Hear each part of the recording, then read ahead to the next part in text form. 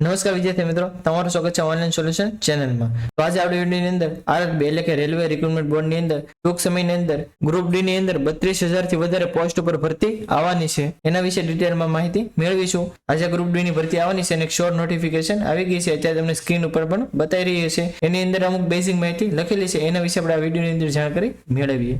ના નોટિફિકેશન છે આપણે ટેલિગ્રામ અને વોટ્સએપ ચેનલમાં પણ મેં મૂકેલી છે, ત્યાંથી પણ તમે ડાઉનલોડ કરી શકો છો। હવે જો આજે ગ્રુપ ડી ની ભરતી આવવાની છે, એના ફોર્મ 23/1/2025 એટલે કે 23 જાન્યુઆરી તેના ફોર્મ ભરવાનું શરૂ થઈ જશે અને 22/2/2025 એટલે કે 22 ફેબ્રુઆરી સુધી આના ફોર્મ ભરવાનું શરૂ રહેશે। એટલે આપણને 1 મહિના જેવો ટાઈમ આપશે ફોર્મ ભરવા માટે। પછી જો આની અંદર કેટલી પોસ્ટ આવશે તો જો લખેલું છે કે 32,000 એપ્રોક્સિમેટ એટલે કદાચ વધારે પણ હોઈ શકે અને ઓછી પણ હોઈ શકે, પરંતુ મોસ્ટલી 32,000 ની આજુબાજુ તે ભરતી આવશે। પછી એની અંદર એજ લિમિટ કેટલી માંગી છે તો જો જનરલી 18 થી 33 વર્ષ હોય છે, પરંતુ વચ્ચે કોરોનાના કારણે 2 થી 3 વર્ષ ભરતી નહોતી થઈ એટલે 3 વર્ષનો એક્સ્ટ્રા આપણને બેનિફિટ આપીને એટલે મેક્સિમમ 36 વર્ષ કરી દીધા છે। એટલે 18 થી 36 વર્ષ જેની ઉંમર હશે એ બધા ફોર્મ ભરી શકશે અને જો તમે ઓબીસી એસસી એસટી કેટેગરીમાં આવો તો તમને એક્સ્ટ્રા રિલેક્સેશન પણ આપવામાં આવશે।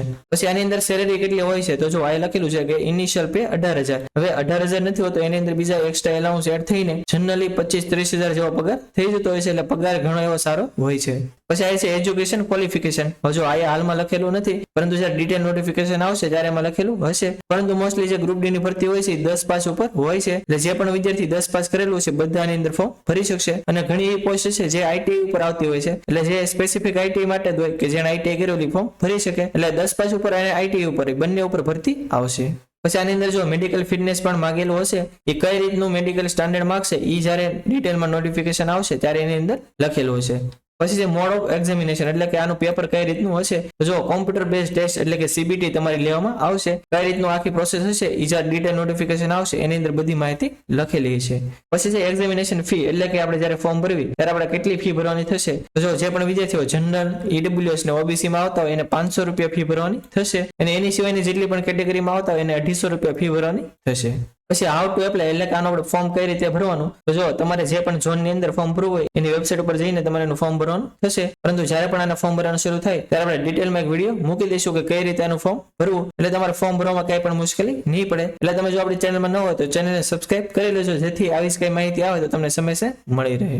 બાકી અમુક એક્સ્ટ્રા માહિતી લખેલી છે એ કે આપણે હાલમાં લાગુ નહીં પડે। તો આથી સંપૂર્ણ માહિતી કે જે રેલવેની અંદર ટૂંક સમયમાં ગ્રુપ ડી ની ભરતી આવવાની છે એના વિશે। હજી જો તમને કઈ પ્રશ્ન હોય તો તમે કોમેન્ટ બોક્સમાં જણાવી શકો છો, આપણે 100% આન્સર આપીશું। અને આ વિડીયો જો તમને સારો લાગ્યો તો વિડીયોને લાઈક કરી દેજો અને મેક્સિમમ લોકો સુધી શેર કરજો, જેથી બધા લોકોને આની વિશે માહિતી મળી રહે। અને જો તમે આપણી ચેનલમાં ન હો, આપણી ચેનલ હજી સુધી સબસ્ક્રાઇબ ન કરી હોય તો ચેનલને સબસ્ક્રાઇબ કરવાનું ભૂલતા નહીં, જેથી આવી જ માહિતી તમને સમયસર મળી રહે। અને આપણે ટેલિગ્રામ અને વોટ્સએપમાં પણ ચેનલ છે, એની અંદર જો તમે જોડેલા ન હો તો નીચે ડિસ્ક્રિપ્શનમાં લિંક આપેલી છે, એના પર ક્લિક કરીને તમે એમાં જોડાઈ શકો છો, જેથી આવી જ માહિતી તમને સમયસર મળી રહે। તો આજ માટે બસ એટલું જ, મળશું આપણે નેક્સ્ટ વિડીયોમાં, ત્યાં સુધી બધાને જય હિન્દ।